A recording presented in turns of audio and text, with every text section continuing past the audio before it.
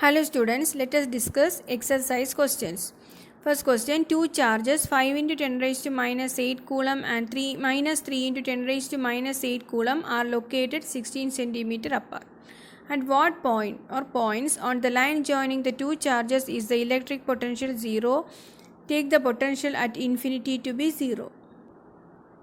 Here you can see the positive charge that we can take as Q1 5 into 10 raised to minus 8 coulomb, that is placed at O at a distance of 16 centimeter, that is 0.16 meter away from this point. You can see the charge Q2 there, that is negative charge minus 3 into 10 raised to minus 8 coulomb.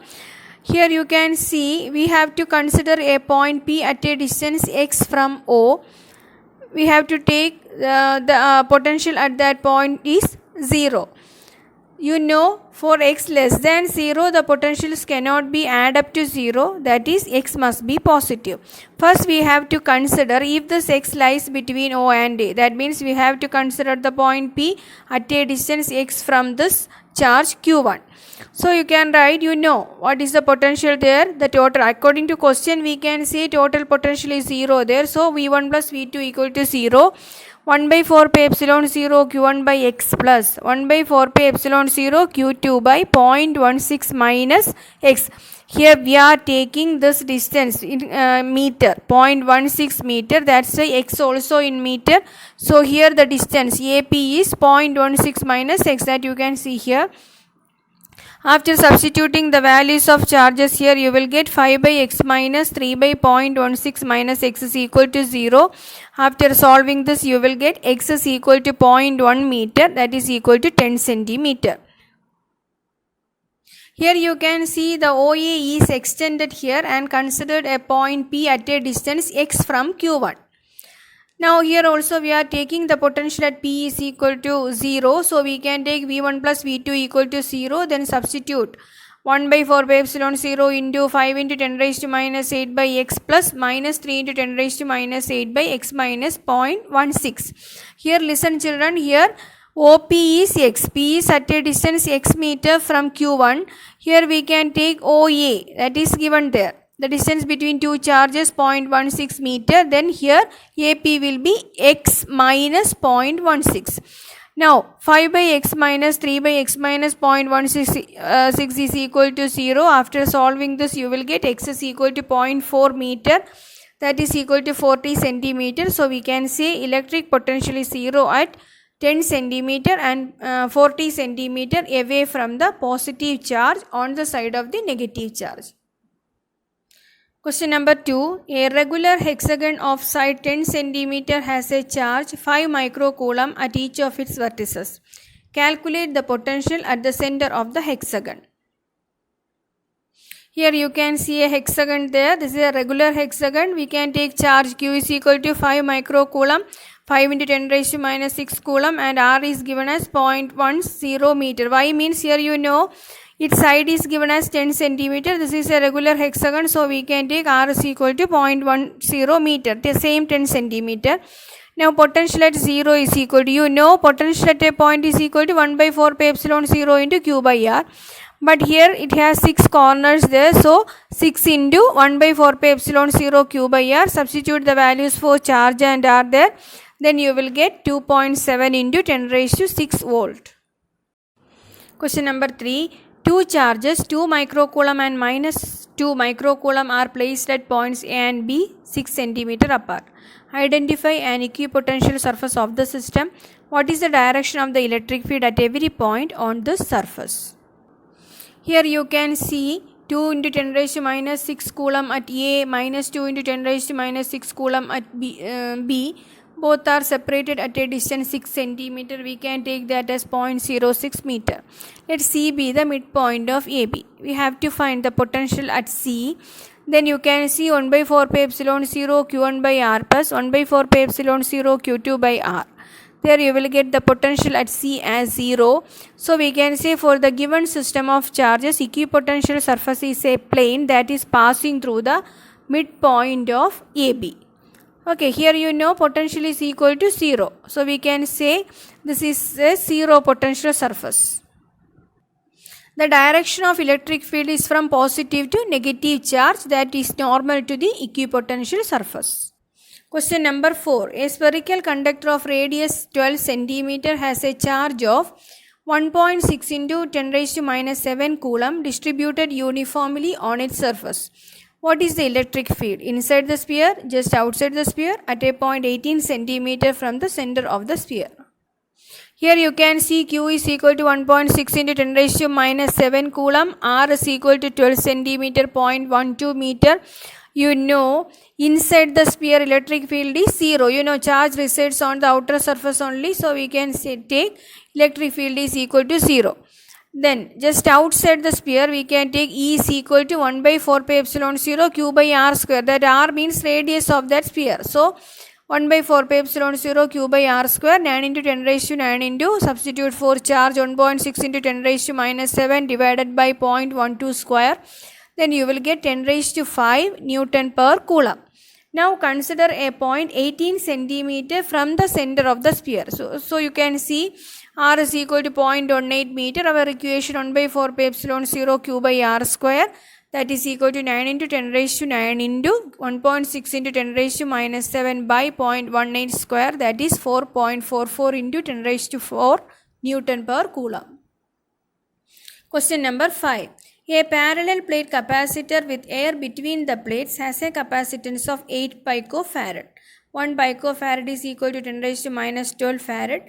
What will be the capacitance if the distance between the plates is reduced by half and the space between them is filled with a substance of dielectric constant 6? Capacitance of the capacitor with air between its plates. We know that is epsilon 0 A by D, that is given here 8 picofarad, 8 into 10 to the power minus 12 farad. When the capacitor is filled with a dielectric, its dielectric constant is given there, K is equal to 6. And here it is given as the distance between the plates is reduced by half. So we can take D tends to D by 2. So the new equation will be C is equal to epsilon 0 Ka divided by D by 2. Now you can see here 2k into, this 2 will go to the numerator, 2k epsilon 0 A by D. After substituting the values, you know 2 into k is equal to 6 into epsilon 0 A by D. That is the capacitance, that is equal to 8 into 10 raised to minus 12. Then here the capacitor will be 96 picofarad. Question number 6. 3 capacitors, each of capacitance 9 picofarad, are connected in series. What is the total capacitance of the combination? What is the potential difference across each capacitor if the combination is connected to a 120 volt supply? Here C1 equal to C2 equal to C3, that is equal to 9 picofarad connected in series. C is the equivalent capacitance, then 1 by C equal to 1 by C1 plus 1 by C2 plus 1 by C3. This is a series combination, that's why reciprocal of that effective capacitance will be equal to sum of reciprocals of each capacitance. So substitute the values there, then you will get 3 by 9 into 10 raised to minus 12, that is 1 by 3 into 10 raised to minus 12. So we can write C is equal to 3 into 10 raised to minus 12, that means 3 picofarad, that is the effective capacitance here. As all the capacitors have equal capacitance, we can take potential drop as delta V. That would be same across each capacitor. So we can take the total potential difference as delta V1 plus delta V2 plus delta V3, or you can write V1 plus V2 plus V3, that also okay, no problem. Then these three are same here. So V is equal to 120 volt, you know. Then why these three are same here? Each capacitor having the same capacitance. So we can take delta V plus delta V plus delta V, that is equal to 3 delta V. Then that is total potential is given as 120. Then 3 delta V equal to 120. Delta V is equal to 120 by 3, that is 40 volt. Question number 7. 3 capacitors of capacitances 2 picofarad, 3 picofarad, 4 picofarad are connected in parallel. What is the total capacitance of the combination? Determine the charge on each capacitor if the combination is connected to a 100 volt supply. Here C1 2 picofarad, C2 3 picofarad, C3 4 picofarad. These are connected in parallel, that's why effective capacitance is the sum. So C is equal to C1 plus C2 plus C3, that is equal to 9 picofarad. Now The second part, here we have to determine the charge on each capacitor. So you know potential difference given as 100 volt, parallel combination, potential difference across each capacitor is same here. So Q1 by C1 is equal to V is equal to 100. From that, substituting the value of capacitance, we can get the value of charge Q1, that is equal to 2 into 10 raised to minus 10 coulomb. Similarly, Q2 equal to C2 into V, that is 3 into 10 raised to minus 10 coulomb. Q3 is C3 into V, that is equal to 4 into 10 raised to minus 10 coulomb. Question number 8. In a parallel plate capacitor with air between the plates, each plate has an area of 6 into 10 raised to minus 3 meter square and the distance between the plates is 3 millimeter. Calculate the capacitance of the capacitor. If this capacitor is connected to a 100 volt supply, what is the charge on each plate of the capacitor? Here area 6 into 10 raised to minus 3 meter square, distance 3 into 10 raised to minus 3 meter, distance between the plates. So we can take capacitance as epsilon 0 A by D. Substituting the values there, you will get 18 picofarad. Then potential difference V is equal to 100 volt. You know the equation Q0 is equal to C0 into V. Q is equal to CV. That is the equation here. Then substitute the values for capacitance and the potential difference, and you will get charge as 1.8 into 10 raised to minus 9 coulomb. Question number 9.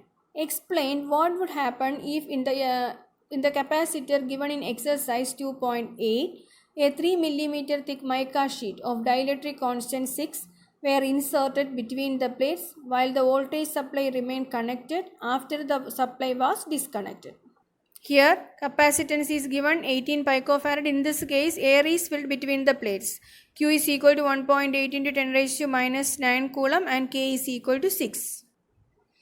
Voltage is given there 100 volt. Potential difference C is equal to K into C0.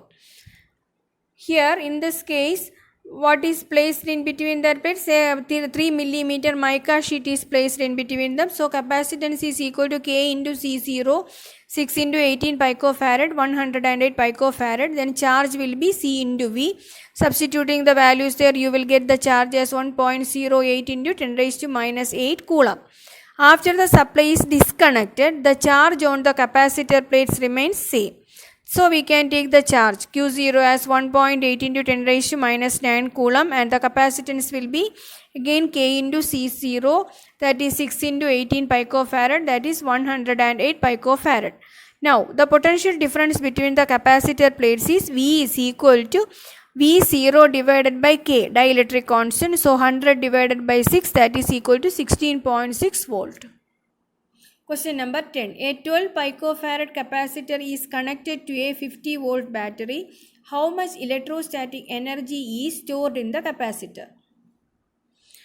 Energy is equal to half CV square. Substitute the values. Capacitance 12 picofarad, 12 into 10 raised to minus 12 farad. V is equal to 50 volt. Substituting the values in this equation, E is equal to half CV square. You will get 1.5 into 10 raised to minus 8 joule. Question number 11. A 600 picofarad capacitor is charged by a 200 volt supply. It is then disconnected from the supply and is then connected to another uncharged 600 picofarad capacitor. How much electrostatic energy is lost in the process? Here C1 is equal to 600 picofarad, V1 200 volts, C2 600 picofarad, V2 is equal to 0. Now common potential. This is the equation C1 V1 plus C2 V2 by C1 plus C2. Substitute the values in this. Then you will get potential as 100 volt. Now initial energy store is Ui is equal to, or you can take U1 half C1 V1 square, that is equal to half into 600 into 10 raised to minus 12 into 200 square, 12 into 10 raised to minus 6 joule. Then final energy store, that is UF, that is half into C1 plus C2 into V square. Substitute the values in this equation, you will get 6 into 10 raised to minus 6 joule. Now electrostatic energy lost, that is delta U is equal to initial energy minus final energy, Ui minus UF, that is 6 into 10 raised to minus 6 joule. Thank you.